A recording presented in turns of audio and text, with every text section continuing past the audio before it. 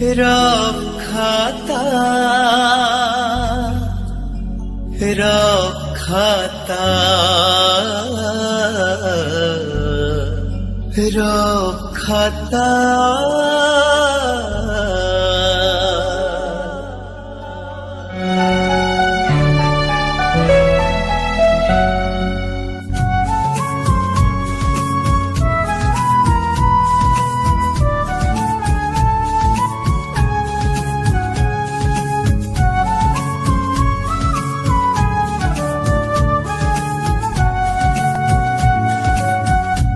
स्मृति अगणारे जन्ह पहरिले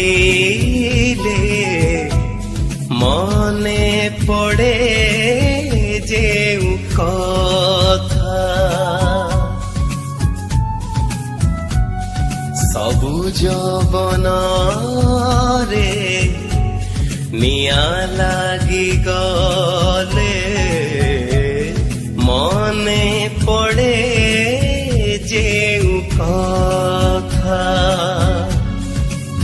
हृदय पृष्ठारे हेइछि गुंथा मो हृदय पृष्ठारे हेइछि गुंथा मो अलिभा कहानी कविता रखाता रखाता रखाता रखाता रखाता रखाता रखाता रखाता। नमस्कार दर्शक नमस्कार दर्शक बंधु स्टोरी इमेज रफातर संजय नईला परर फर्द को आपण मानक स्वागत। संजय नईला परर फर्द रे आज आम सह अछंती नीलिमा प्रियदर्शिनी मिश्र, डॉक्टर किशोर महांती, डॉक्टर निरंजन साहू एवं अक्षय कुमार नायक। केबे कथारे तो केबे कवितारे जे जिणी पारंती समस्तंक मन से हेउछंती डॉक्टर किशोर महांती। आसंतु सुनिबा तांको कविता। कवितार शीर्षक है आसर।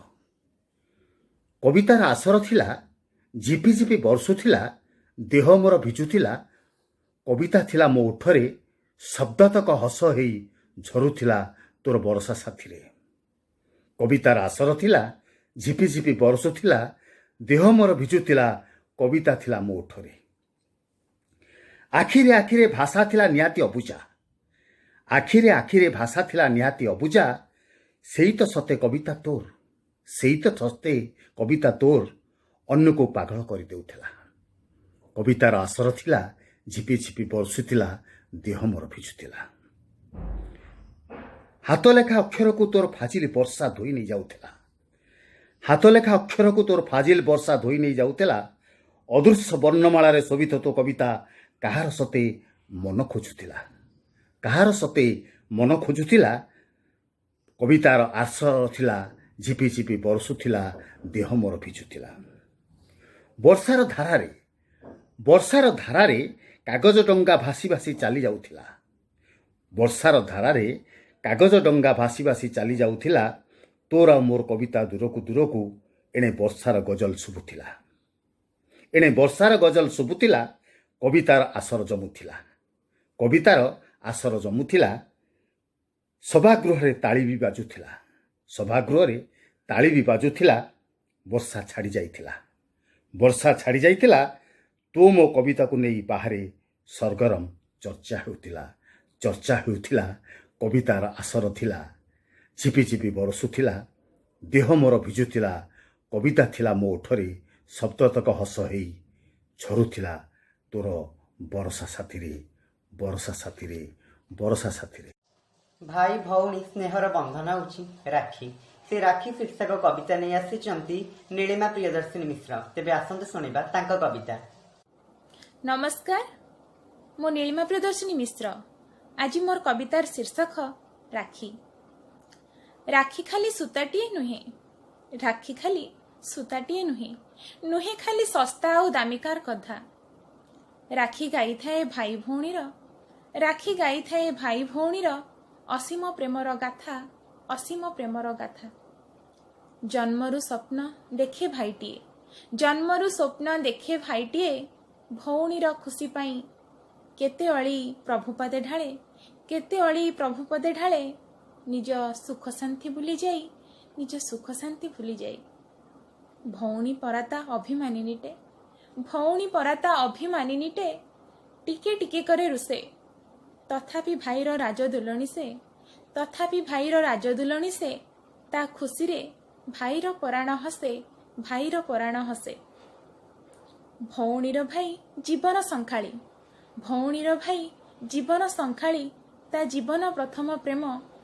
ଭାଇର ମଙ୍ଗଳ ନୀତି ସେ ମନାସେ, ଭାଇର ମଙ୍ଗଳ ନୀତି ସେ ମନାସେ, ବୁଣି ଅନେକ ସୁନେଲି ସ୍ୱପ୍ନ, ବୁଣି ଅନେକ ସୁନେଲି ସ୍ୱପ୍ନ।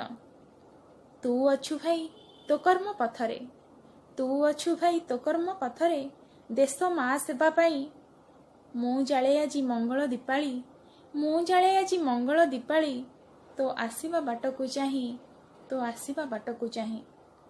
ତୋ କଥା ଯେବେ ମନେ ଭାଳେ ମୁହିଁ, ତୋ କଥା ଯେବେ ମନେ ଭାଳେ ମୁହିଁ, ମନେ ମୋର ଗର୍ବ ଭରେ, ଗୋଟିଏ ନୁହେଁରେ କୋଟିଏ ଫୌଜି, ଗୋଟିଏ ନୁହେଁରେ କୋଟିଏ ଫୌଜି, ତାଙ୍କ ପାଇଁ ଆତ୍ମା ଝୁରେ, ତାଙ୍କ ପାଇଁ ଆତ୍ମା ଝୁରେ।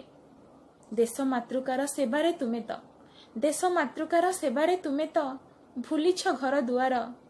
ଆଜିର ରାକ୍ଷୀରେ ଲୁହ ଭରିଯାଏ, ଆଜିର ରାକ୍ଷୀରେ ଲୁହ ଭରିଯାଏ, ଶୁଣେ ଯେବେ ବୀର ଗାଥା ମୁଁ ତୁମର, ଶୁଣେ ଯେବେ ବୀର ଗାଥା ମୁଁ ତୁମର। ଗୋଟିଏ ମାର ହେଉ ଅବା ଗୋଟିଏ ମାର ହେଉ, ଗୋଟିଏ ମାର ହେଉ ଅବା ଗୋଟିଏ ମାର ହେଉ, ମୋର ତ କୋଟିଏ ଫୌଜି ଭାଇ, ପ୍ରତିଟି ରାକ୍ଷୀରେ ଜଗା ପାଦେ ମାଗେ, ପ୍ରତିଟି ରାକ୍ଷୀରେ ଜଗା ପାଦେ ମାଗେ, କୋଟିଙ୍କ ଆଶିଷ ମୁହିଁ, କୋଟିଙ୍କ ଆଶିଷ ମୁହିଁ, କୋଟିଙ୍କ ଆଶିଷ ମୁହିଁ। ନମସ୍କାର। ଆସନ୍ତୁ ଶୁଣିବା ଅକ୍ଷୟ କୁମାର ନାୟକଙ୍କ କବିତା ପ୍ରୀତି ଅନୁରାଗ। ପ୍ରୀତି ଅନୁରାଗ, ଅକ୍ଷୟ କୁମାର ନାୟକ।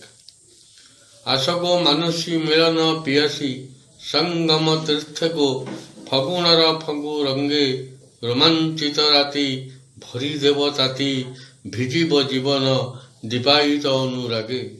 ଶୁଣିବାନି ସଖୀ ମାଟି ପୃଥିବୀର ସ୍ୱାର୍ଥୀ ମାନବର ମିଛ ହମିକା କଥା, ଶତ ଉଦ୍ବେଗେ ରତି ଶୃଙ୍ଗାରେ ହଜିବ ଜୀବନ, ନଥିବ ମନେ ଗୋ ବ୍ୟଥା।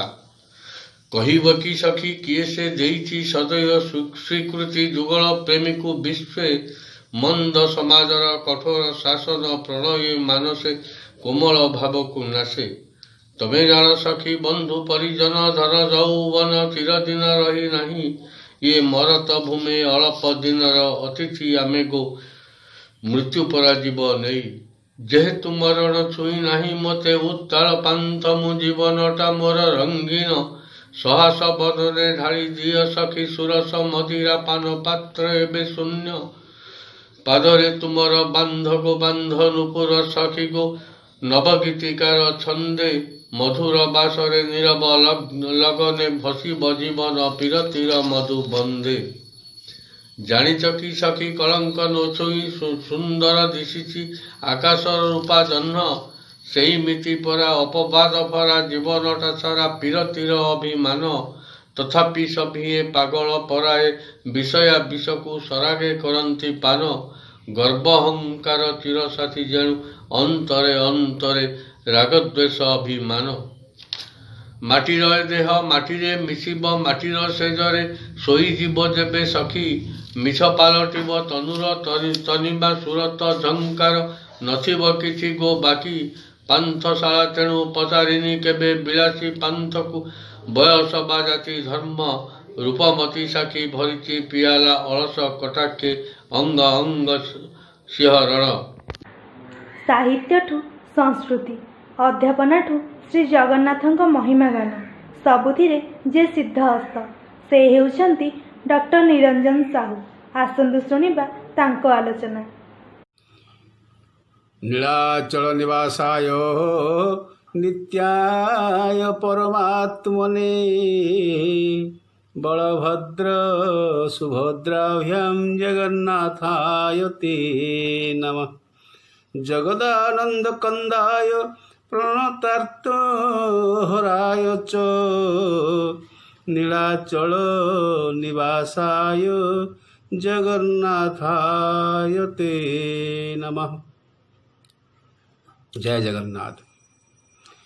महाप्रभु श्री जगन्नाथ आमर सौभाग्य आमे उत्कल खंडरे एवं श्री नीलाचल क्षेत्रर पुरुषोत्तम क्षेत्रर अधीन रे यही उत्कल खंडरे बास करुछे। शास्त्र रे वर्णना अछि ब्रह्मसूत्र रे व्यासदेव रचना करिसेंती सौभाग्य थिले मनीष जन्म मिले एवं सौभाग्य थिले भारत वर्ष रे जन्म ग्रहण करिया को हेई थाए एवं सौभाग्यरु सौभाग्य थिले उत्कल खंड रे एवं श्री जगन्नाथ आश्रित हेबा को हेई थाए एवं जीव निश्चित भाव में जीव कोठी की जीव श्री जगन्नाथ पाख को जीव ये जगन्नाथ इच्छा। जय जगन्नाथ। आमे श्री जगन्नाथ संपर्क रे आज ठारू विभिन्न विभाग रे विभिन्न भाग रे आमे आलोचना रखिबा। एथिरे मु केते गुडी कथा को आपण मानक लोकलोचन को हे विदग्ध श्रोत मंडली रखी आपण समस्त जगन्नाथ क्षेत्र में अवस्थान करूचंती श्री जगन्नाथ संपर्क अनेक कथा जानती किंतु केते गुडी नुआ कथा केते गुडी सही पुराना कथा को नुआ भंगी रे मु आपण पाखरे उपस्थापन करी। ये मोर प्रौढ़ी नुहे आज्ञा ये हूँ गोटे साधारण भाव में मो विचार रे मो अनुभव रे श्री जगन्नाथ पंचसखा साहित्य रे श्री जगन्नाथ पुरुषोत्तम क्षेत्र रे श्री जगन्नाथ शंख क्षेत्र पराथ पर परम पुरुष श्री जगन्नाथ संपर्क रे किंचित विचार करिवा। आमे जगन्नाथ संपर्क रे विचार कला बेले आमे देखू एई श्री जगन्नाथ गोटे संस्कृति ये गोटे कल्चर श्री जगन्नाथ संस्कृति पृथ्वीर सर्वश्रेष्ठ संस्कृति एवं भारत वर्षर दक्षिण पूर्व दिगरे पवित्र उत्कल देश रे श्री जगन्नाथ धाम नामरे यह अवस्थित। उत्कलर पावन भूमि रे तीर्थराज महोदधि कूल रे पुरुषोत्तम क्षेत्र वा शंख क्षेत्र अधिष्ठित। श्री पुरुषोत्तम को पाई ए समुद्र नुहे महोदधि। श्री जगन्नाथ को पाई दांड बड़ दांड यार देउल बड़ देउल यार प्रसाद महाप्रसाद। ए संपर्क में केते गुडे तात्विक कहानी तात्विक कथा आम माने आलोचना प्रसंग रे रखिबा। पुरुषोत्तम क्षेत्र केवल नुहे आपको विविध नाम रे नामित करा जायछि। श्री क्षेत्र नीलाचल क्षेत्र भौम क्षेत्र दिव्य क्षेत्र शंख क्षेत्र अंतरवेदी पादपीठ उड्डयन पीठ नीलाद्रि नील क्षेत्र नीलाचल पतित पावन क्षेत्र मर्त्य वैकुंठ जमनिक क्षेत्र जोटी जम बसी पारिबनी एथि जमनिक क्षेत्र एकनांश क्षेत्र दशावतार क्षेत्र कारण श्री जगन्नाथ होउछन दशावतार आमे जहाँ कहूँ अवतार अवतारी से अवतारी क्षेत्र अवतारी पुरुष से एक दशावतार क्षेत्र तथा पुरी क्षेत्र नाम रे परिचित। पुरी क्षेत्र एक प्रचलित साधारण नाम हेले मध्य विशेष भाव में पुरुषोत्तम क्षेत्र नाम रे परिचित। ये हूँ एक अपभ्रंश शब्द। तेरे 5 गोटी नाम आमर प्रणिधान योग्य। गोटे हूँ अंतर्वेदी जो अंतर्वेदी उपरे पुरुषोत्तम श्री जगन्नाथ विराजमान करिसंती। ये पुरुषोत्तम क्षेत्र पुरुष सिंह पुरुषोत्तम उत्तम उत्तम पुरुषोत्तम एवं शंख क्षेत्र नीलाद्रि नीलाचल पर्वत उपरे अधिष्ठित होइथिबारु नीलाद्रि पादपीठ बा उड्डयन पीठ जो 4टी पीठ अच्छी भारत वर्ष रे ता भीतर गोटे पीठर ना होउची उड्डयन पीठ उत्कल क्षेत्र रे। किंतु सबठारो प्राचीनतर नाम होउची अंतर्वेदी। एही नामटीर उल्लेख महाभारत रे वन पर्व रे देखा मिले। ବିଷ୍ଣୁଙ୍କର ଏକ ପ୍ରସିଦ୍ଧ ନାମ ହେଉଛି ପୁରୁଷୋତ୍ତମ।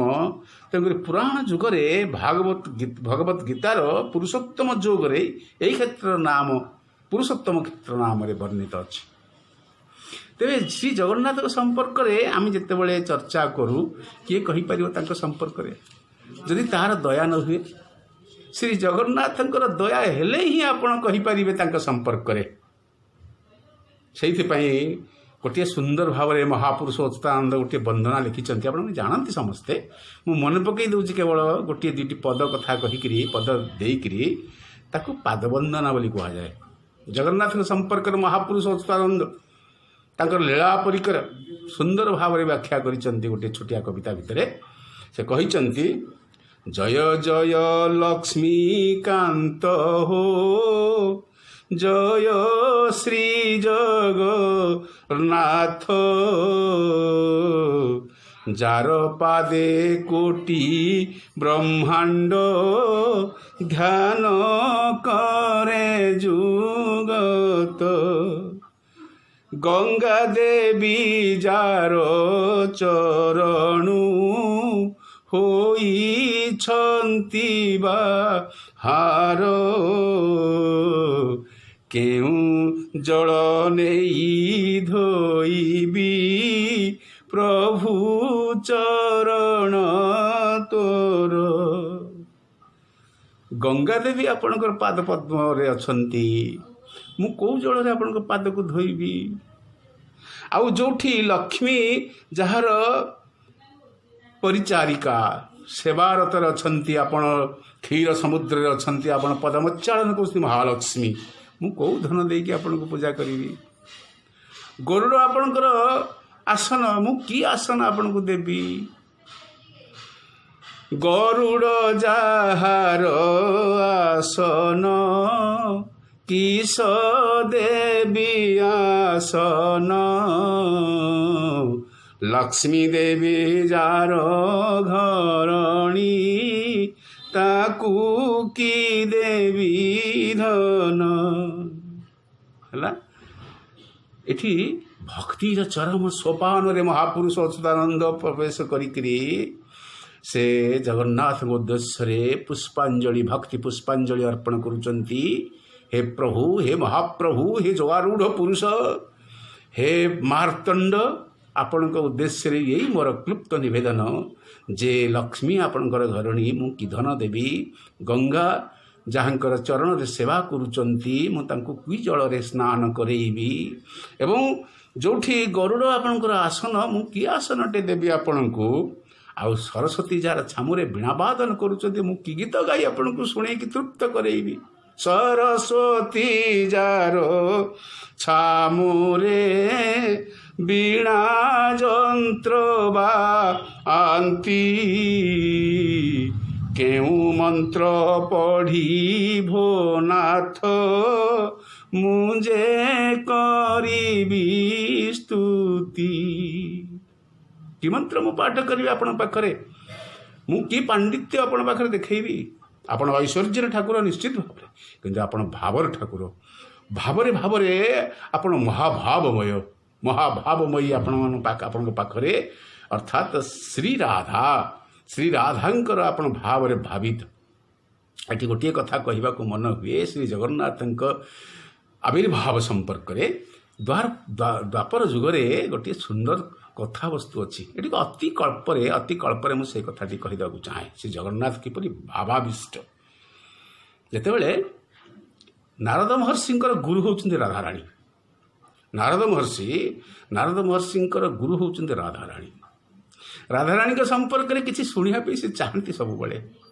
ଭଗବାନ ଶ୍ରୀକୃଷ୍ଣ ଏବଂ ବଳଭଦ୍ର ଏମାନେ ଅଛନ୍ତି, ଏବଂ ଯେତେବେଳେ ସେମାନେ ଘରୁ ବାହାରିବାକୁ ଯିବେ ତାଙ୍କର ରାଜକାର୍ଯ୍ୟ କରିବା ପାଇଁ, ଏତିକିବେଳେ ତାଙ୍କର ଅଷ୍ଟପାଟ ମହିଷୀ ରୁକ୍ମିଣୀ, ସତ୍ୟଭାମା, ଜାମ୍ବବତୀ ଏ ସମସ୍ତେ ଅତି ସୁନ୍ଦର ଭାବରେ ପ୍ରଶ୍ନ ପଚାରିଲେ ରୋହିଣୀ ମାଙ୍କୁ, ମା ରୋହିଣୀ ମା, ଆପଣ ଆମକୁ ଭଗବାନ ଶ୍ରୀକୃଷ୍ଣ ସମ୍ପର୍କରେ, ସେ ଆମର ସ୍ୱାମୀ ନିଶ୍ଚିତ ଭାବରେ, କିନ୍ତୁ ତାଙ୍କ ସମ୍ପର୍କରେ ଆଉ ରାଧାରାଣୀଙ୍କ ସମ୍ପର୍କରେ ଆପଣ କିଞ୍ଚିତ କୁହନ୍ତୁ। ଏତିକିବେଳେ ରୋହିଣୀ ମା କହିଲେ ଯେ ଯେତେବେଳେ ଏମାନେ ନଥିବେ, ଦୁଇ ଭାଇ ଯାକ ଯାଇଥିବେ କଚେରିକି, ତାଙ୍କର ରାଜକାର୍ଯ୍ୟ ବୁଝିବା ପାଇଁ ସେତିକିବେଳେ ମୁଁ କହିବି, କାରଣ ସେ ଥିଲେ ମୁଁ କହିପାରିବିନି। ଠିକ୍ ସେଇଭଳିଆ ହେଲା ଅବକାଶ ଆସିଲା, ଅବକାଶ ଆସି ପହଞ୍ଚିଲା। ଦୁଆର ମୁହଁରେ ସୁଭଦ୍ରାକୁ ବସେଇଦେଲେ, କହିଲେ ଦୁଆର ମୁହଁରେ ତ ତୁମେ ସୁଭଦ୍ରା ବସିଥାଉ, ତୁମେ ତ ଜାଣିଛ ସବୁ, ତେବେ ମୁଁ ଅଷ୍ଟପାଟ ମହିଷୀଙ୍କୁ, ଏଇ ଯେଉଁ ରାଜରାଣୀ ଅଷ୍ଟପାଟ ମହିଷୀ, ମୁଁ ସେମାନଙ୍କୁ କିଛି କଥା କହୁଛି। ଅର୍ଥାତ୍ ରୋହିଣୀ ମା କିଛି କଥା କହୁଛନ୍ତି। କାହାଙ୍କ ସମ୍ପର୍କ କହୁଛନ୍ତି ନା ଭଗବାନ ଶ୍ରୀକୃଷ୍ଣଙ୍କ ସମ୍ପର୍କରେ କହୁଛନ୍ତି, ବଳଭଦ୍ରଙ୍କ ସମ୍ପର୍କରେ କହୁଛନ୍ତି ଏବଂ ରାଧାରାଣୀଙ୍କ ସମ୍ପର୍କରେ କିଛି କହୁଛନ୍ତି। ମା ରାଧାରାଣୀ ମହାଭାବମୟୀ ଏବଂ ହ୍ଲାଦିନୀ ଶକ୍ତି, ତାଙ୍କ ସମ୍ପର୍କରେ କିଛି କହିଲା ବେଳେ ଯେତେବେଳେ କଥା କାହାଣୀ କହୁଛନ୍ତି, ଗୋପଦାଣ୍ଡର କଥା ଯେତେବେଳେ ସେ କହୁଛନ୍ତି, ଶ୍ରୀକୃଷ୍ଣଙ୍କର ଶ୍ରୀରାଧାଙ୍କ ସହିତ ଯେଉଁ ପ୍ରେମ ମହାରାସ କଥା, ଏହି ମହାରାସ କଥା କହୁଥିଲା ବେଳେ ଭଗବାନ ଶ୍ରୀକୃଷ୍ଣ ଏବଂ ବଳଭଦ୍ର ଫେରି ଆସୁଛନ୍ତି ଘର ଭିତରକୁ। ସେମାନେ ଫେରି ଆସିଛନ୍ତି ଏବଂ ଏହି ଭାବ ଶୁଣିକରି ସୁଭଦ୍ରା ମଧ୍ୟ ସିଂହଦ୍ୱାର ପାଖରେ ଆସ୍ତେ ଆସ୍ତେ ଧୀରେ ଧୀରେ କାଷ୍ଠ ପିତୁଳା ବନି ଯାଇଛନ୍ତି। ତାଙ୍କ ଦୁଇ ପାଖରେ ଦୁଇ ଭାଇ ଯାକ, ଜଣେ ଗୋଟିଏ ପଟରେ ବଳଭଦ୍ର ଆଉ ଗୋଟିଏ ପଟରେ ଜଗନ୍ନାଥ ଅର୍ଥାତ୍ ଶ୍ରୀକୃଷ୍ଣ ବସି ଯାଇଛନ୍ତି, ଶୁଣୁଛନ୍ତି ରୋହିଣୀ ମାଙ୍କ ପାଖରୁ ମା ରାଧାରାଣୀଙ୍କ କଥା। ଏଇ ଭାବ ଏଭଳି ଥିଲା, ସାମ୍ନାରେ ଠିଆ ହୋଇଛନ୍ତି ନାରଦ ମହର୍ଷି। ଏଇଭଳି ଭାବମୟ ଥିଲା ଯେ ଧୀରେ ଧୀରେ ଶ୍ରୀକୃଷ୍ଣଙ୍କର ହାତ କ୍ଲୁପ୍ତ ହୋଇଆସିଲା, ଗୋଡ଼ କ୍ଲୁପ୍ତ ହୋଇଆସିଲା ଏବଂ ନୟନ ପଲକ ପଡ଼ିଲା ନାହିଁ। ଏମାନେ ଭାବରେ ସ୍ତମ୍ଭୀଭୂତ ହୋଇଗଲେ, ପ୍ରଥର ନୁହେଁ କାଷ୍ଠ ପିତଳା ପାଲଟିଗଲେ, ପ୍ରସ୍ତର ପାଲଟିଗଲେ। ଅର୍ଥାତ୍ ଜଗନ୍ନାଥ ବଳଭଦ୍ର ସୁଭଦ୍ରାଙ୍କର ସ୍ୱରୂପ ଏବଂ ସ୍ୱରୂପ ଚିହ୍ନିତ ହୋଇଛି ଦ୍ୱାପର ଯୁଗରୁ। ଆମେ କଳି ଯୁଗରେ ନିଶ୍ଚିତ ଭାବରେ ନୀଳାଚଳରେ ପୁରୁଷୋତ୍ତମ କ୍ଷେତ୍ରରେ ଲୀଳା କରିବୁ। ସେ ଲୀଳା କ୍ଷେତ୍ରରେ ଏଠି ସମ୍ପର୍କିତ ଗୋଟିଏ ହେଇଛି। ମୋର କହିବା କଥା ହେଉଛି ମହାଭାବର ଠାକୁର ହେଉଛନ୍ତି ଜଗନ୍ନାଥ। ଐଶ୍ୱର୍ଯ୍ୟ ଲୀଳା କରୁଛନ୍ତି କିନ୍ତୁ ଭାବରେ ସେ ଅଛନ୍ତି, ଭାବରେ ସେ ଭାବ ବିନୋଦିଆ ଠାକୁର। ଭାବ ବିନୋଦିଆ ଠାକୁରଙ୍କ ସମ୍ପର୍କରେ ଆମେ ଆଗକୁ ଆଲୋଚନା କରିବା ଜଗନ୍ନାଥଙ୍କ ସମ୍ପର୍କରେ। ଏବଂ ଶଙ୍ଖ କ୍ଷେତ୍ରରେ ଖାଲି ଗୋଟିଏ କଥା ଉଲ୍ଲେଖ କରିଦେବି, ଶଙ୍ଖ କ୍ଷେତ୍ରରେ 4 ଜଣ ଋଷି ହେଉଛନ୍ତି ତାର ସ୍ରଷ୍ଟା। ଯେଉଁ 4 ଜଣ ଋଷି ତାର ସ୍ରଷ୍ଟା। ପ୍ରଥମେ ଜଗନ୍ନାଥ ଚାହିଁଛନ୍ତି ଏଇ କ୍ଷେତ୍ରକୁ ମୁଁ ଯିବି, ଏଇ କ୍ଷେତ୍ରରେ ବିରାଜମାନ କରିବି। ତେଣୁକରି ଋଷିମାନେ ଆସିଛନ୍ତି, 4 ଜଣ ଋଷି ଆସିଛନ୍ତି, এই କ୍ଷେତ୍ରର ପୂର୍ବରୁ ପ୍ରସ୍ତୁତି ପର୍ବ କରିଛନ୍ତି। ସେ 4 ଜଣ ଋଷି କିଏ ଆମେ ଆସନ୍ତା ଭାଗରେ ଶୁଣିବା। ଜୟ ଜଗନ୍ନାଥ, ଜୟ ଜଗନ୍ନାଥ, ଜୟ ଜଗନ୍ନାଥ। ଆଚ୍ଛା ଦର୍ଶକ ବନ୍ଧୁ, ଆମ ରଫ୍ ଖାତାର ସଞ୍ଜ ନଇଲା ପରର ଫର୍ଦ୍ଦ ଆପଣମାନଙ୍କୁ କେମିତି ଲାଗୁଛି ମତାମତ ଦେବାକୁ ଅନୁରୋଧ। ଲାଇକ୍, ସେୟାର ଆଉ ସବସ୍କ୍ରାଇବ୍ କରିବାକୁ ମୋଟେ ଭୁଲିବେନି। ଆଜି ପାଇଁ ରହିଲି, ନମସ୍କାର। ତେବେ ଆପଣଙ୍କ ମୋବାଇଲରେ କବିତା ହେଉ କି ଗଳ୍ପ ନିଜେ ପଢ଼ି ଆମ ହ୍ୱାଟ୍ସଆପ୍ ନମ୍ବରକୁ ପଠାନ୍ତୁ। ଆମ ହ୍ୱାଟ୍ସଆପ୍ ନମ୍ବର 7504422096। ଆଉ ଥରେ କହିଦେଉଛୁ 7504422096। ଆମ ଯୋଗାଯୋଗ ନମ୍ବର 9372867223। ରଫ୍ ଖାତା। ନମସ୍କାର ଦର୍ଶକ ବନ୍ଧୁ, ଷ୍ଟୋରି ଇମେଜ ରଫ୍ ଖାତାର ସଞ୍ଜ ନଇଲା ପରର ଆଜିର ଫର୍ଦ୍ଦକୁ ଆପଣମାନଙ୍କୁ ସ୍ୱାଗତ। ସଞ୍ଜ ନଇଲା ପରର ଆଜିର ଫର୍ଦ୍ଦରେ ଆମ ସହିତ ଅଛନ୍ତି ଅନିତା ସାହୁ, ଶ୍ୟାମପଦ ଚାଟାର୍ଜୀ, ଦୀପକ ବେହେରା, ଡକ୍ଟର ନିରଞ୍ଜନ ସାହୁ। ଭଗବାନଙ୍କୁ ଭକ୍ତଟିଏ କରିଥାଏ ଯୁଗେ ଯୁଗେ ପ୍ରତୀକ୍ଷା। ସିଏ ରାଧା ହେଉ, ମୀରା ହେଉ କି ସବରୀ, ସେଇ ପ୍ରତୀକ୍ଷା ସମ୍ବନ୍ଧୀୟ ଏକ କବିତା ନେଇ ଆସିଛନ୍ତି କବୟିତ୍ରୀ ଅନିତା ସାହୁ। ତେବେ ଆସନ୍ତୁ ଶୁଣିବା ତାଙ୍କ କବିତା। ପ୍ରତୀକ୍ଷା। ପ୍ରତୀକ୍ଷା ଥିଲା ରାଧାର, ପ୍ରତୀକ୍ଷା ବି ଥିଲା ମୀରାର, ଆଉ ପ୍ରତୀକ୍ଷା କରିଥିଲା ସବରୀ, ପ୍ରତୀକ୍ଷା କରିଥିଲା ଅମଲ୍ୟ। ଆଜି ମୁଁ ମଧ୍ୟ ପ୍ରତୀକ୍ଷା କରିଛି, କେବେ ଅନ୍ତ ହେବ ମୁଁ ଜାଣିନାହିଁ। ଆସନ୍ତୁ, ଆଜି ମୋର କବିତାର ଶୀର୍ଷକ ପ୍ରତୀକ୍ଷା। ଭଲ ମଣିଷଙ୍କ ଭିତରେ ମୁଁ କ'ଣ ଏକାକୀ ଖରାପ? ଆଗରୁ ତ ମୁଁ କେବେ ଖରାପ ନଥିଲି, ମୋ ଭାବନା ବି ଖରାପ ନଥିଲା। ସବୁ ମଣିଷଙ୍କ ଭାବନା ଭିତରେ ମୋର ଖରାପ ଛବିଟା ଆଙ୍କି ହୋଇଯାଇଛି। କେବେ ଖରାପ ହୋଇଗଲି ମୁଁ? ଦୂଷିତ ହୋଇଗଲା ମୋର ରକ୍ତ, ଦେହ ସାରା ଚର୍ମ ରୋଗ। ଘାର ଗନ୍ଧରେ ଉଡ଼ି ବୁଲୁଛନ୍ତି ଛି ଛିର ମାଛି, ଉଡ଼ି ବୁଲୁଛନ୍ତି ଛି ଛିର ମାଛି। ପ୍ରଶ୍ନର ସେଇ ବୁଢ଼ିଆଣୀ ଜାଲରେ ଆତ୍ମା ମୋର ଛନ୍ଦି ହୋଇଯାଇଛି। ପ୍ରଶ୍ନର ସେଇ ବୁଢ଼ିଆଣୀ ଜାଲରେ ଆତ୍ମା ମୋର ଛନ୍ଦି ହୋଇ ପଡ଼ିଛି। ଆଉ ମୁଁ ପ୍ରଶ୍ନର ଉତ୍ତର ପାଇବା ଆଶାରେ ଜୀବନର ଶେଷ ମୁହୂର୍ତ୍ତ ପର୍ଯ୍ୟନ୍ତ ଅପେକ୍ଷା କରି ମୁଁ ବସିଛି। ଅପେକ୍ଷା କରି ମୁଁ ବସିଛି ଯେମିତି ଅଗ୍ନାଗ୍ନି ଆଶ୍ରମ ମାଟିରେ ଅପେକ୍ଷା କରି ପଡ଼ିଥିଲା ସେଇ ପଥର, ଯେମିତି ଅଗ୍ନାଗ୍ନି ଆଶ୍ରମ ମାଟିରେ ଅପେକ୍ଷା କରି ପଡ଼ିଥିଲା ସେଇ ପଥର। ବୃତ୍ତିରେ ଜଣେ ଅଧ୍ୟାପକ ହେଲେ ମଧ୍ୟ ଗଳ୍ପ କବିତା ରଚନାରେ ସେ ରଖନ୍ତି ରୁଚି। ସେ ହେଉଛନ୍ତି ଜଗତପୁର ଲକ୍ଷ୍ମୀନାରାୟଣ ସାହୁ ମହାବିଦ୍ୟାଳୟର ଓଡ଼ିଆ ଯୁବ ଅଧ୍ୟାପକ ଦୀପକ ବେହେରା। ତେବେ ଆସନ୍ତୁ ଶୁଣିବା ତାଙ୍କ ଗଳ୍ପ। ନମସ୍କାର, ମୁଁ ଦୀପକ କୁମାର ବେହେରା। ମୋ ଗଳ୍ପର ନାଁ ହେଉଛି ପୁରୁଷ କମିଶନ। ତମ କଥାରେ ଘରକୁ ଗଲି ସତ, ହେଲେ ବାପାଙ୍କ ଠାରୁ ଯାହା ଶୁଣିଲି ମୁଁ ବୋକା ହୋଇଯାଇଥିଲି। ତଥାପି ଫଟୋଟିକୁ ଆଣି ଶାନ୍ତିନିକେତନରେ ପହଞ୍ଚିଲି। ଚିତ୍ରା ଦିଦି ମୋ ଠାରୁ ଫଟୋ ନେଲା। ତାପରେ 2 ଦିନ ମୋ ରୁମ୍କୁ ଆସିଲାନି କି ଫୋନ୍ ବି କଲାନି। ଅଚାନକ କାଳୀ ପୂଜା ଦିନ ଫୋନ୍ କଲା, କହିଲା କ'ଣ କରୁଛୁ? ମୁଁ କହିଲି ପଢ଼ୁଛି। ରୁମ୍ରେ ଅଛି ତ? ମୁଁ ହଁ କହିଲି। ହଉ, ମୁଁ ଯାଇ ପହଞ୍ଚି କାଳୀ ପୂଜା ଦେଖିବାକୁ ଯିବା। ମୁଁ କିଛି ନ କହିପାରୁଥିଲେ ବି ମନେ ମନେ ଭାବୁଥିଲି, ଚିତ୍ରା ଦିଦିକୁ ଫଟୋ ପସନ୍ଦ ହେଲାନି କି? ଏଇ କଥା ଗୁଡ଼ା ଭାବୁ ଭାବୁ ଚିତ୍ରା ଦିଦି ମୋ ପାଖରେ ଆସି ପହଞ୍ଚିଗଲେ। କହିଲେ ଶୀଘ୍ର ବାହାରେ। ମୁଁ ବାଥରୁମ୍ ଗଲି ମୁହଁ ଧୋଇବାକୁ।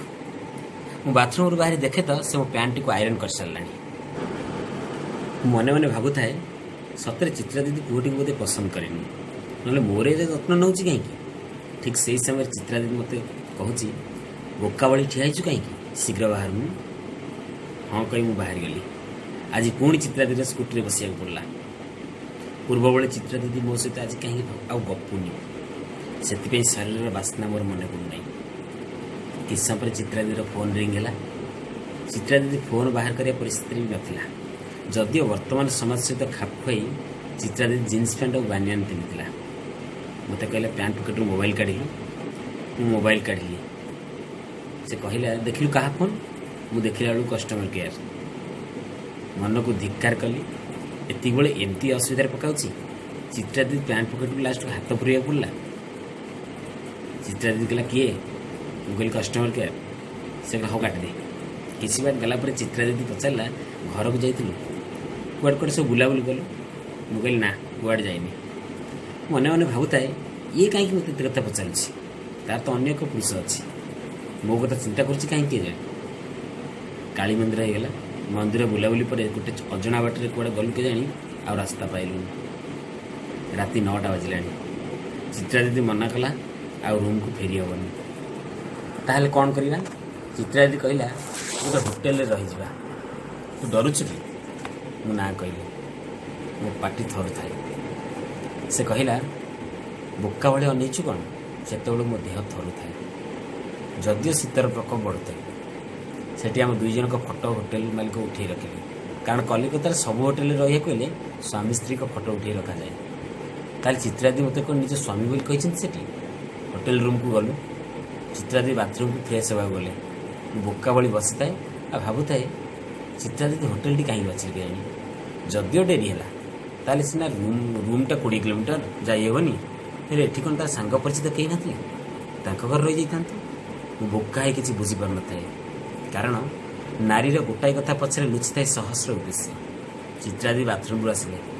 ମୋତେ କହିଲେ, ଯାଉନି ଫ୍ରେଶ୍ ହେବୁ। ତା କଥାରେ ମୁଁ ଫ୍ରେଶ୍ ହେବାକୁ ଗଲି। ମନେ ମନେ ଭାବୁଥାଏ, ନାରୀ ପାଖରେ ମୁଁ କେତେ ନିର୍ଯାତିତ ହେଉଛି। ବୋକା ହେଇ ଫ୍ରେଶ୍ ହୋଇ ଆସିଲି। ରାତି ଭୋଜନ ଚିତ୍ରା ଦିଦି ମଗାଇ ଆଣିଥିଲେ। ଖାଇସାରି ଚିତ୍ରା ଦିଦି ମୋ ସହିତ ଗପି ଚାଲିଲା। ସେ ଗପର ଉଦ୍ଦେଶ୍ୟ ମୁଁ କିଛି ବି ବୁଝିପାରୁନଥିଲି। ଚିତ୍ରା ଦିଦି ମୋତେ କହିଲା, ତୁ ଶୋଇପଡ଼, ମୁଁ ଲେଖାଲେଖି କରି ଶୋଇବି। ଯଦିଓ ଚିତ୍ରା ଦିଦି ଭଲ ଗଳ୍ପ ଆଉ କବିତା ଲେଖେ। ରାତି ପ୍ରାୟ 1:50 ହେଲାଣି। ହଠାତ୍ ଲାଇନ୍ ପଳାଇଲା। ମେଘ ଘଡ଼ଘଡ଼ି ଆସିଥିଲା। ମୋ ନିଦ ଭାଙ୍ଗିଗଲା। ଚିତ୍ରା ଦିଦି ଜାଣିପାରିଲାନି ଯେ ମୋ ନିଦ ଭାଙ୍ଗିଗଲାଣି ବୋଲି। ତଥାପି ମୁଁ ନ ଜାଣିଲା ଭଳି ସେ ମୋ ଗାଲକୁ କାମୁଡ଼ି ଦେଲା। ମୁଁ ସିହିରି ଉଠିଲି। ତଥାପି କହିପାରୁନଥିଲି। ଦେହରେ ଯେତେ ଶକ୍ତି ଥିଲେ ମୁଁ ଶକ୍ତିହୀନ ହୋଇପଡ଼ିଥିଲି। ଚିତ୍ରାଦିନ ମୋ ସର୍ବାଙ୍ଗ ଶରୀରକୁ ଅକ୍ତିଆର କରିନେଇଥିଲା। ତାପରେ ମୁଁ ନିଜକୁ ଅକ୍ତିଆର କରିପାରିଲିନି। ଭାବିଲି ଆଶ୍ଚର୍ଯ୍ୟ ଲାଗେ, ସେତେବେଳେ ଚିତ୍ରାଦିନ ମୋ ଭୁଲକୁ ବି ସମର୍ଥନ କରୁଥିଲା। ଏମିତି ସୁଯୋଗ କେମିତି ବା ଛାଡ଼ିଥାନ୍ତି? ମିଛିମିଛିକା ଶୋଇ ସତକା ଅଭିନୟ କରିଥିଲି। ଚିତ୍ରାଦିଦି ଚୁପ୍ ରହିଥିଲେ, କିଛି ବି କହୁନଥିଲି। ସକାଳ ହେଲା, ଚିତ୍ରାଦିଦି ଫ୍ରେଶ୍ ହୋଇ ମୋତେ ଉଠାଇଲା, କହିଲା ବାହାରକୁ ଯିବା, ସକାଳ ହେଲାଣି। ମୋ ଭିତରେ ବହୁତ ଲାଜ ଥିଲେ ବି ବାହାରିଲି। ଗଲାବେଳେ ହୋଟେଲ ମାଲିକ କହିଲା, ହୋଟେଲ କେମିତି ଲାଗିଲା? କିଛି କହିଲେନି ତ। ଚିତ୍ରାଦିଦି ଗଲା ରାତିରେ ଲେଖିଥିବା ଗୋଟେ ଗଳ୍ପକୁ ହୋଟେଲ ମାଲିକକୁ ଧରିଦେଲା। କହିଥିଲା ଏଥିରେ ଲେଖା ଅଛି, ପଢ଼ିଦେବ। ତା ପରଦିନ ଶୁଣିବାକୁ ପାଇଲି ସେ ଗଳ୍ପଟି କୁଆଡ଼େ ହୋଟେଲରେ ଗୋଟେ ନାରୀଠାରୁ ନିର୍ଯାତିତ ପୁରୁଷର କାହାଣୀ। ମୁଁ ପୁଣି ବୋକା ଭଳି ଭାବୁଥିଲି, ନାରୀ ନିର୍ଯାତନା ହେଲେ ମହିଳା କମିଶନକୁ ଯିବ, ହେଲେ ପୁରୁଷ ନିର୍ଯାତନା ହେଲେ କେଉଁଠିକି ଯିବ? ଧନ୍ୟବାଦ। କେବେ ସାହିତ୍ୟ ତ କେବେ ରଙ୍ଗମଞ୍ଚ, କେବେ ଅଭିନୟ ତ କେବେ ବାଦ୍ୟଯନ୍ତ୍ର, ସବୁଥିରେ ଯେ ସିଦ୍ଧହସ୍ତ, ସେ ହେଉଛନ୍ତି ଗାଳ୍ପିକ ଶ୍ୟାମପଦ ଚାଟାର୍ଜୀ। କବିତା ଶୀର୍ଷକ ସହର ଖୋଜୁଛି ଗାଁ। ଦିନ ଥିଲା ଏଠି ନଥିଲା ସହର, ଗ୍ରାମ ବୋଲି ଥିଲା ନାମଟି ଏହାର। ନଥିଲା ଭବନ, ଥିଲା ଚାଳଘର, ସାତ ପର ସବୁ ଥିଲେ ଆପଣାର। ପଇସା ନଥାଇ ସୁଖୀ ଥିଲେ ସର୍ବେ, ଆତ୍ମସମ୍ମାନରେ ଜିଉଁଥିଲେ ଗର୍ବେ। ରକତ ସମ୍ପର୍କ ନଥାଇ ବି ଲୋକେ, ଜଣେ ଅପରକୁ ରଖିଥିଲେ ବୁକେ।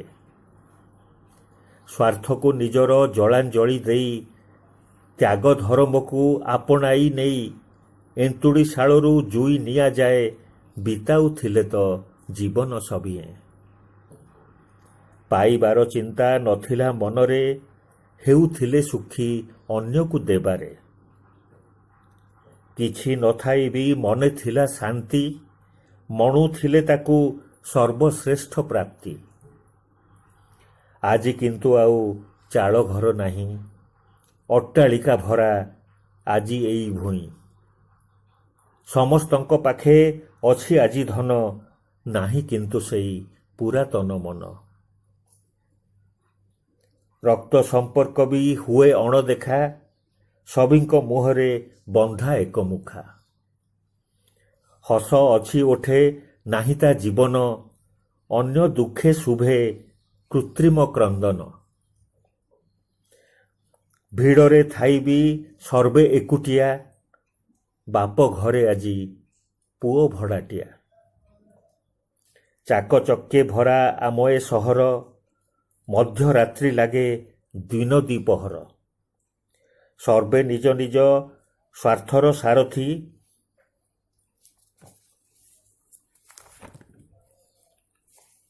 ଠୁଳ କରୁଛନ୍ତି ଅଧର୍ମ ସମ୍ପତ୍ତି।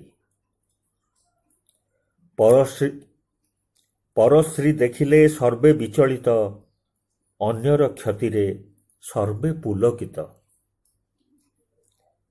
ସମାଜଟା ଆଜି ହୋଇଛି ଦିଭାଗ, ଅଳ୍ପ କିଛି ଧନୀ, ଗୁଡ଼ାଏ ଗରିବ। ଗରିବଙ୍କୁ ଧନୀ କରୁଛି ଶୋଷଣ, ସୀମା ଟପିଲାଣି ଦୁଃଖୀର କଷଣ। ଭର୍ତ୍ତି ହୋଇଛନ୍ତି ଏଠି ଡିଗ୍ରୀଧାରୀ, ଜଣେ ବି ସେଥିରୁ ନୁହନ୍ତି ସଂସ୍କାରୀ। କେତେ ଭଲ ଥିଲା ଗାଁର ସଂସ୍କୃତି, ସହର ଯାହାକୁ ଦେଲା ଆଜି ପୋତି। ସହରଟା ପୁଣି ଗାଁ ହେଇଯାଉ, ମଣିଷ ପଣିଆ ପୁଣି ଜନ୍ମ ନେଉ। ସହରଟା ପୁଣି ଗାଁ ହୋଇଯାଉ, ମଣିଷ ପଣିଆ ପୁଣି ଜନ୍ମ ନେଉ। ସାହିତ୍ୟଠୁ ସଂସ୍କୃତି, ଅଧ୍ୟାପନାଠୁ ଶ୍ରୀ ଜଗନ୍ନାଥଙ୍କ ମହିମା ଗାନ, ସବୁଥିରେ ଯେ ସିଦ୍ଧହସ୍ତ, ସେ ହେଉଛନ୍ତି ଡକ୍ଟର ନିରଞ୍ଜନ ସାହୁ। ଆସନ୍ତୁ ଶୁଣିବା ତାଙ୍କ ଆଲୋଚନା। ଜୟ ଜଗନ୍ନାଥ। ନୀଳାଚଳ ନିବାସାୟ ନିତ୍ୟାୟ ପରମାତ୍ମନେ, ବଳଭଦ୍ର ସୁଭଦ୍ରାଭ୍ୟାମ୍ ଜଗନ୍ନାଥାୟ ତେ ନମଃ। ଜୟ ଜଗନ୍ନାଥ। ଆମେ ପୂର୍ବ ଫର୍ଦ୍ଦରେ ପୂର୍ବ ଅଧ୍ୟାୟରେ ଆମେ ମହାପ୍ରଭୁ ଶ୍ରୀ ଜଗନ୍ନାଥଙ୍କ ସମ୍ପର୍କରେ କିଛି ଚର୍ଚ୍ଚା ରଖିଥିଲେ। ଆମେ ପୂର୍ବରୁ ଶ୍ରୀ ଜଗନ୍ନାଥଙ୍କର ଯେଉଁ ପୁରୁଷୋତ୍ତମ କ୍ଷେତ୍ର, ସେ ପୁରୁଷୋତ୍ତମ କ୍ଷେତ୍ର ତଥା ଶ୍ରୀ ଜଗନ୍ନାଥଙ୍କର ମହିମା ସମ୍ପର୍କରେ, କ୍ଷେତ୍ର ମାହାତ୍ମ୍ୟ ସମ୍ପର୍କରେ ବିଚାର କରିଥିଲେ। ଶ୍ରୀ ଜଗନ୍ନାଥଙ୍କ ସମ୍ପର୍କରେ ବିଚାର କଲାବେଳେ ଆମେ ଏତିକି ବିଚାର କରୁଛେ ବା ଏତିକି ଜାଣିଛେ ବା ଏତିକି ଜାଣୁଛେ ଯେ ଶ୍ରୀ ଜଗନ୍ନାଥ ଭକ୍ତାଧୀନ, ସେ ଭକ୍ତର ଅଧୀନ। କାରଣ ସେ ଜ୍ଞାନରେ ଧରା ଦିଅନ୍ତି ନାହିଁ, ସେ ଭକ୍ତିରେ ଧରା ଦିଅନ୍ତି। ଏଭଳି ବହୁ ଚର୍ଚ୍ଚା, ଏଭଳି ବହୁ ଉପାଖ୍ୟାନ, ଏଭଳି ବହୁ କାହାଣୀ ରହିଛି ଆମର ବ୍ରହ୍ମପୁରାଣରେ, ପଦ୍ମପୁରାଣରେ ଏବଂ ସ୍କନ୍ଦ ପୁରାଣରେ ତଥା ଆଖ୍ୟାୟିକା ମାନଙ୍କରେ।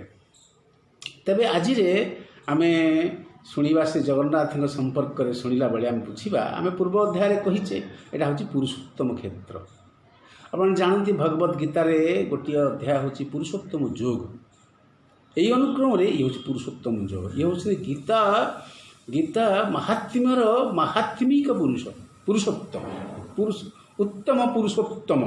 ଏହି କ୍ଷେତ୍ରରେ ମାହାତ୍ମ୍ୟ ସମ୍ପର୍କରେ ବିଚାର କରୁଥିଲା ବେଳେ କିଭଳି ମହାପୁରୁଷମାନେ, ପଞ୍ଚସଖାମାନେ, ସନ୍ଥ ସଦ୍ଗୁରୁମାନେ କିଭଳି ତାଙ୍କୁ ଗ୍ରହଣ କରିଛନ୍ତି ଏବଂ କିଭଳି ତାଙ୍କୁ ତୃପ୍ତ କରିଛନ୍ତି, ତାଙ୍କୁ କିଭଳି ସନ୍ତୁଷ୍ଟ କରିଛନ୍ତି। ଭାବ ବିନୋଦିଆ ଠାକୁରଙ୍କର ତାଙ୍କର ପ୍ରତ୍ୟେକଟି ବିଷୟ, ପ୍ରତ୍ୟେକଟି ତତ୍ତ୍ୱ, ପ୍ରତ୍ୟେକଟି ଲୀଳାକୁ ଅନୁଭବ କରିବା ସହିତ ବିଚାର କରିଛନ୍ତି, ସେ ସମ୍ପର୍କରେ ଆମେ ଜାଣିବା। ତେବେ ଗୋଟିଏ କଥା ହେଉଛି ଯେ ଏ କ୍ଷେତ୍ରର ନାଁ ମଧ୍ୟ ହେଉଛି ପତିତ ପାବନ କ୍ଷେତ୍ର। ଏଠି ପତିତ ଉଦ୍ଧାର ପାଇଁ ସେ ପତିତ ପାବନ ବାନା ଉଡ଼ଉଛନ୍ତି। ଏ କ୍ଷେତ୍ରରେ ପାଦ ଦେବା ମାତ୍ରେ ପତିତ ଉଦ୍ଧାର ହୁଏ, ଏହା ସତ୍ୟ ଆଜ୍ଞା। ଏବଂ ଯେଉଁଠି କାକ, ଭୂଷଣ୍ଡ କାକ, ଯେଉଁଠି କାକ, ତୁଷାର୍ତ କାକ ପାଣି ପିଇବ ବୋଲି ତୁଷାର୍ତ ହେଇ ଉଡ଼ି ଆସି ଏହି କ୍ଷେତ୍ରରେ ପଡ଼ିବା ମାତ୍ରେ ଚତୁର୍ଭୁଜ ରୂପ ଧାରଣ କରିପାରେ। ଏ ହେଉଛି ସେହିପରି କ୍ଷେତ୍ର। ଏବଂ ପତିତ ଉଦ୍ଧାର ପାଇଁ ସେ ପତିତ ପାବନ। ଏବଂ ବୈକୁଣ୍ଠ ତୁଲ୍ୟ ଏଠି ସାରୂପ୍ୟ ମୁକ୍ତି ରହିଥିବାରୁ ଏହା ହେଉଛି ମର୍ତ୍ତ୍ୟ ବୈକୁଣ୍ଠ।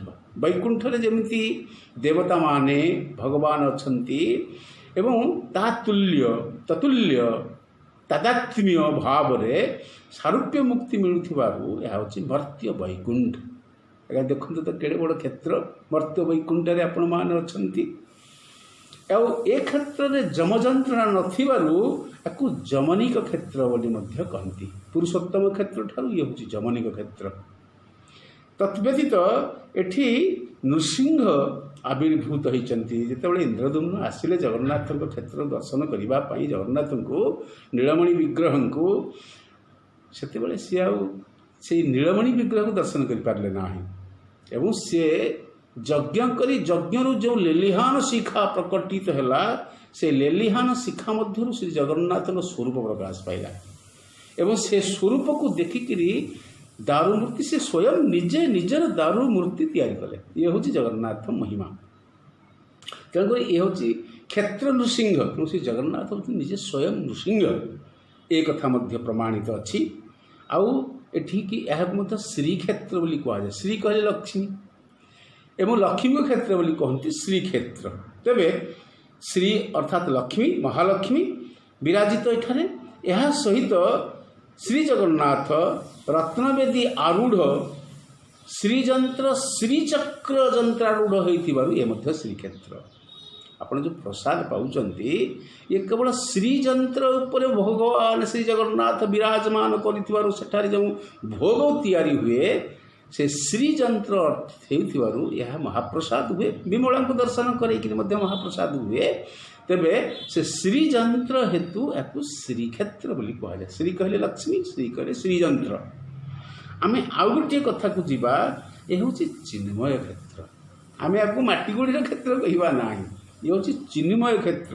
ଏ ଅନୁଭବ ଜାଣେ ଅନୁଭବୀ ଅନୁଭବରେ, ଯାହା ପାଖରେ ଅନୁଭବ ଅଛି, ଯିଏ କାନ୍ଦିଛି, ଯିଏ ହୃଦୟ ଯାହାର ବିଗଳିତ ହୋଇଛି, ତଲ୍ଲୀନ ହୃଦୟ ଯାହାର, ଭଗବାନ ଶ୍ରୀ ଜଗନ୍ନାଥ ତାକୁ ଦର୍ଶନ ଦେଇଛନ୍ତି। ଭଗବାନ ଶ୍ରୀ ଜଗନ୍ନାଥ ତା ପାଇଁ ମହିମା ପ୍ରକଟିତ କରିଛନ୍ତି।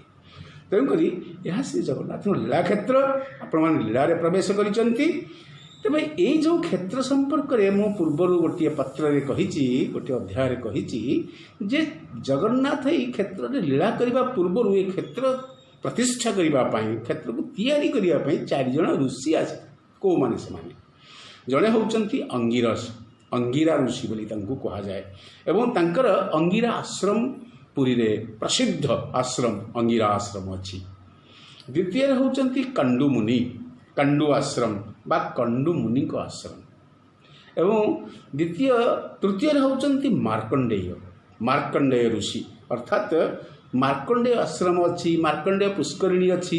ତେଣୁ ମାର୍କଣ୍ଡେୟ ଋଷି ଥିବାରୁ ଇଏ ହେଉଛନ୍ତି ତୃତୀୟ ଋଷି ଯିଏକି ଏ କ୍ଷେତ୍ରକୁ ପ୍ରତିଷ୍ଠା କରିଥିଲେ। ଚତୁର୍ଥ ହେଉଛନ୍ତି ଭୃଗୁ ଋଷି, ଅର୍ଥାତ୍ ଭୃଗୁ ଆଶ୍ରମ ଅଛି, ଭାର୍ଗବ ଋଷି, ଏବଂ ଭୃଗୁ ଋଷିଙ୍କ ପାଇଁ ଭାର୍ଗବୀ ନଦୀ ପ୍ରବାହିତ ହୋଇଛି ଏବଂ ଭୃଗୁଙ୍କର ଆଶ୍ରମ ମଧ୍ୟ ପ୍ରତିଷ୍ଠିତ ହୋଇଛି ଶଙ୍ଖକ୍ଷେତ୍ରରେ। 4 ଜଣ ଋଷି, ଅର୍ଥାତ୍ ଜଣେ ହେଉଛନ୍ତି ଅଙ୍ଗିରସ, ଜଣେ ହେଉଛନ୍ତି କଣ୍ଡୁ ଋଷି, ଆଉ ଜଣେ ହେଉଛନ୍ତି ମାର୍କଣ୍ଡେୟ, ଚତୁର୍ଥ ହେଉଛନ୍ତି ଭୃଗୁ ଋଷି। এই 4 ଜଣ ଋଷି ଶ୍ରୀ ଜଗନ୍ନାଥଙ୍କର ବିରାଜମାନ ହେବା ପାଇଁ ଏମାନେ ଏହି ପ୍ରାଚୀନ କ୍ଷେତ୍ରକୁ ପ୍ରତିଷ୍ଠା କରିଛନ୍ତି। ଆଜ୍ଞା ଜାଣିଛନ୍ତି କେତେ ବଡ଼ କ୍ଷେତ୍ର ଇଏ, କେତେ ବଡ଼ ମହିମା ସତ୍ୟ ଯୁଗରୁ ପ୍ରଲମ୍ବିତ ହୋଇ ଆସିଛି କଳିଯୁଗ ପର୍ଯ୍ୟନ୍ତ। ଆଉ ତାର ଦିଅଁ ହେଉଛନ୍ତି ଦାରୁ ଦେବତା ଶ୍ରୀ ଜଗନ୍ନାଥ। ତେଣୁକରି ଆମେ ଆଉ ଗୋଟିଏ ପ୍ରମାଣ ମଧ୍ୟ କହିବା ଯେ ଏଇ 4 ଋଷିଙ୍କ ସହିତ ଜଗନ୍ନାଥ ମନ୍ଦିରର କିଭଳି ସମ୍ପର୍କ ଆଜ୍ଞା। ଏବେ ମଧ୍ୟ ଆଜିରେ ଆପଣ ଯାଆନ୍ତୁ ଶ୍ରୀମନ୍ଦିରକୁ, ଶ୍ରୀମନ୍ଦିରରେ ପଚାରିବେ ଯେ ଯେଉଁ ଋଷି ଅଙ୍ଗିରା ଋଷିଙ୍କ ଆଶ୍ରମ, କଣ୍ଡୁ ମୁନିଙ୍କ ଆଶ୍ରମ, ମାର୍କଣ୍ଡେୟ ମୁନିଙ୍କ ଆଶ୍ରମ ଏବଂ ଭୃଗୁ ଋଷିଙ୍କ ଆଶ୍ରମକୁ କ'ଣ ସମ୍ପର୍କ ଶ୍ରୀ ଜଗନ୍ନାଥଙ୍କର ଶ୍ରୀମନ୍ଦିରରେ ଅଛି? ନା ଆଜ୍ଞା, ଯେମିତି ଶ୍ରୀ ଜଗନ୍ନାଥଙ୍କର ଚଳନ୍ତି ବିଗ୍ରହ ହେଉଛନ୍ତି ମଦନମୋହନ ବିଜେ କରନ୍ତି ଚନ୍ଦନରେ। ମଦନମୋହନ ସବୁ କାର୍ଯ୍ୟରେ ଆଜ୍ଞା ନେଇକରି ବିଜେ କରନ୍ତି, କାର୍ଯ୍ୟ କରନ୍ତି। କାହାର? ଶ୍ରୀ ଜଗନ୍ନାଥଙ୍କର। ସେଇଭଳି ଶ୍ରୀ ଜଗନ୍ନାଥଙ୍କର ଯେ ଚତୁର୍ଦ୍ଧା ମୂର୍ତ୍ତି, ଜଗନ୍ନାଥ, ବଳଭଦ୍ର, ସୁଭଦ୍ରା ଆଉ ସୁଦର୍ଶନ। ତେଣୁ ଜଗନ୍ନାଥଙ୍କର ଚତୁର୍ଦ୍ଧା ମୂର୍ତ୍ତି ମଧ୍ୟରୁ ଅନ୍ୟ ମୂର୍ତ୍ତି ହେଉଛନ୍ତି ସୁଦର୍ଶନ ପ୍ରାୟତଃ ଆମର ଯେଉଁ ଗହ୍ମା ଆଉ ରାଧାଷ୍ଟମୀ, କୁମାର ପୂର୍ଣ୍ଣିମା, এই 3ଟି ପୂର୍ଣ୍ଣିମାରେ କଣ୍ଡୁମୁନି ଆଶ୍ରମକୁ, ଅଙ୍ଗିରା ଋଷି ଆଶ୍ରମକୁ, ମାର୍କଣ୍ଡେୟ ଋଷି ଆଶ୍ରମକୁ ଏବଂ ଭୃଗୁ ଋଷି ଆଶ୍ରମକୁ ବିଜେ କରନ୍ତି। ବିଜେ କରିବା ପରେ ନୀତି ଆରମ୍ଭ ହୁଏ, ପୂର୍ଣ୍ଣିମା ନୀତି ଆରମ୍ଭ ହୁଏ ଶ୍ରୀ ଜଗନ୍ନାଥଙ୍କର, ଅର୍ଥାତ୍ ସ୍ୱୟଂ ଜଗନ୍ନାଥ ବିରାଜମାନ କରନ୍ତି এই 4 ଋଷିଙ୍କ ପାଖରେ। ତାଙ୍କ ସହିତ ଏଭଳି ଭବ୍ୟ ସମ୍ପର୍କ, ବାହାରକୁ ନୁହେଁ ଆଜ୍ଞା, ବାହ୍ୟ ନୁହେଁ, ଇଏ ହେଉଛି ଅନ୍ତଃଶରୀର ସୁରତ ପରି এইଭଳି ହେଉଛି ଭାବବୋଧର ସ୍ପର୍ଶ ଆଶ୍ରମ ସହିତ, କଣ୍ଡୁମୁନି ଆଶ୍ରମ ସହିତ, ଅଙ୍ଗିରା ଋଷିଙ୍କ ଆଶ୍ରମ ସହିତ, ଭୃଗୁମୁନି ଆଶ୍ରମ ସହିତ ଏବଂ ମାର୍କଣ୍ଡେୟ ଋଷି ଆଶ୍ରମ ସହିତ ସମ୍ପର୍କ। ମହାପୁରୁଷ ଅତ୍ୟନ୍ତ ସୁନ୍ଦର ଭାବରେ ଗୋଟିଏ କଥା କହିଛନ୍ତି। ତାଙ୍କର ପରମ ଶିଷ୍ୟ ହେଉଛନ୍ତି ରାମଦାସଙ୍କୁ କହୁଛନ୍ତି ଜଗନ୍ନାଥଙ୍କ ସମ୍ପର୍କରେ। ରାମଦାସ କହୁଛନ୍ତି ଯେତେବେଳେ ବନ୍ଦନା କରୁଛନ୍ତି ଗୁରୁଦେବଙ୍କୁ, କାରଣ ଗୁରୁ କ୍ଷେତ୍ର ଇଏ, ଗୁରୁ ପ୍ରଥମେ, କାରଣ ଭଗବାନଙ୍କୁ ପାଇବା ପାଇଁ ହେଲେ ଗୁରୁ ହେଉଛନ୍ତି ପ୍ରଥମ ଅଧ୍ୟାୟ। ଯାହାର ଗୁରୁ ନାହିଁ ସେ ଜଗନ୍ନାଥଙ୍କ ପାଖ ପର୍ଯ୍ୟନ୍ତ ଯାଇପାରିବନି। ଜଗନ୍ନାଥ କହିଛନ୍ତି ତୁ ମୋ କିଛି ନୁହେଁ, ମୁଁ ହେଉଛି ଅକର୍ତ୍ତା। ଆଉ କିଏ କର୍ତ୍ତା? ନା ଗୁରୁ ହେଉଛି କର୍ତ୍ତା। ତୁ ଯଦି ଗୁରୁ ଭକ୍ତି ଜାଣିନାହୁଁ, ଗୁରୁ ଜାଣିନାହୁଁ, ଗୁରୁ ଧରିନାହୁଁ, ତାହେଲେ ମୋ ପାଖକୁ ତୋର ଆସିବା ପ୍ରୟୋଜନ ନାହିଁ। ତେବେ ଶ୍ରୀ ଜଗନ୍ନାଥ ଆମର ହେଉଛନ୍ତି ଗୁରୁ, ପରାତ୍ପର ଗୁରୁ। ଏତେ ସନ୍ଦେହ କରିବାର କିଛି ନାହିଁ। ସିଏ ଆମର ମାତା, ସିଏ ଆମର ପିତା, ସିଏ ଆମର ବନ୍ଧୁ, ସିଏ ଆମ ସଖା ସଖେଇତି ସବୁ କିଛି। ରାମଦାସ ଲେଖିଛନ୍ତି, ଆଜ୍ଞା ହେଉ ଗୁରୁଦେବ ଏ ଭବାନବରୁ ପାରି କରିବ ଗୁରୁଦେବ ହେ, କୃପା କରି ଉଦ୍ଧରିବ ଗୁରୁଦେବ ହେ। ଜନ୍ମେ ଜନ୍ମେ ମୋର ମନ୍ତ୍ର କ୍ଷଣେ ନ ଛାଡ଼ିବ, ଚରଣୁ ଚିତ୍ତ ଗୁରୁଦେବ ହେ। ଏହି आज्ञा हेव सत्य गुरुदेव हे। राधे कृष्ण हरे राम कृष्ण कृष्ण राधे हे घन श्याम गुरुदेव हे। नमो नमो हे अच्युत हे श्याम गुरुदेव हे। नमो हे आरत त्राण नमो गोपीनाथ कंसनासन गुरुदेव हे। नमो जामोला भंजन गुरुदेव हे। आज्ञा गुरु को स्तुति करुचंती रामदास तांकर प्रिय शिष्य 12 गोपाल 24 गोपाल मध्य अन्यतम गोपाल रामदास। रामदास गुरु को स्तुति करुचंती अर्थात जगन्नाथ को स्तुति करुचंती। भगवान श्रीकृष्ण को स्तुति करिया पहुंचुची आगु अच्छी एवं किपरि श्री श्री जगन्नाथ संपर्क से कहउचंती नमो श्रीवत्सलांछन नमो हे मुकुंद मधुसूदन गुरुदेव हे। नमो कौशल्यानंदन गुरुदेव हे। तुम्हें श्री कृष्ण तुम्हें श्री राम एवं तुम्हें हूच श्रीवत्सलांचन श्री जगन्नाथ।